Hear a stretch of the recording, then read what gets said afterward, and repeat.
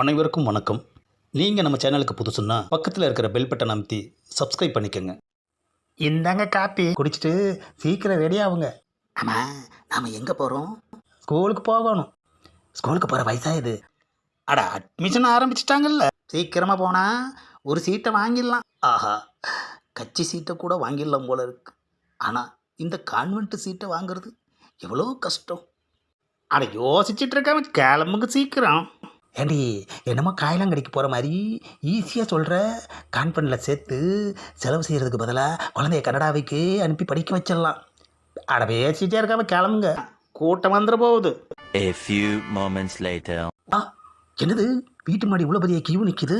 அட தண்ணி வண்டி வந்திருக்கும், அதான் கியூ. யார் கையிலையும் குடம் இல்லையே. அப்பா, எதுக்கு இந்த கியூ? School admission queue. ஆஹா, அட கியூ நம்ம வாசலுக்கு வந்து நல்லதாக போச்சு. நீங்கள் போய் வரிசையில் நில்லுங்க, நான் கொஞ்ச நேரம் டிவி பார்த்துட்டு வந்துடுறேன். ஆஹா, இவ்வளோ பெரிய பிரச்சனை இருந்தாலும் இந்த சீரியல் பார்க்குறத விட மாட்டேங்கிறாங்களே ஐயா. சரி, போய் வரிசையில் நிற்போம். Later. காலையில் வந்து ராத்திரி ஆகி போச்சு. வீட்டுக்கு போயிட்டு நாளைக்கு காலையில் வருவோம். இங்கே தான் படுக்கணும், அப்போ தான் காலையில் எந்திரிச்சு ஆளாக லைனில் நிற்க முடியும். ஆஹா, எல்கேஜிக்கு சீட்டு வாங்குறதுக்குள்ள நம்ம சீட்டு கிழிஞ்சிரும் போல இருக்கு ஐயா. The next day.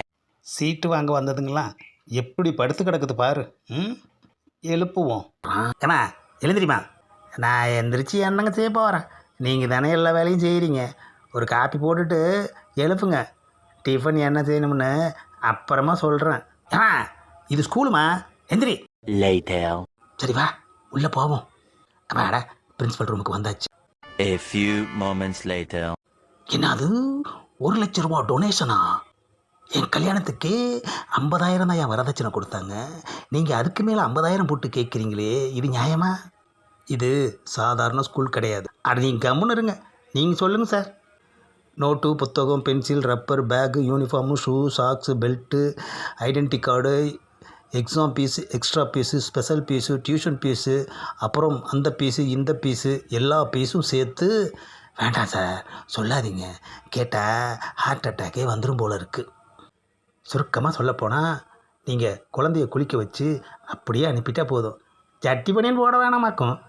இனிமே அதுக்கு அவசியமே இல்லை. இந்த வருஷத்துலேருந்து நாங்களே ஜட்டி பனியன் நாப்கின் பிஸ்னஸ் ஆரம்பிச்சிருக்கோம். ஆமாம், வேறு ஏதாவது இருக்கா? பேரண்ட்ஸு டிகிரி படிச்சிருக்கணும். முக்கியமாக சொந்த வீடு, கார் இருக்கணும். ஆமாம், வாசலில் நாய்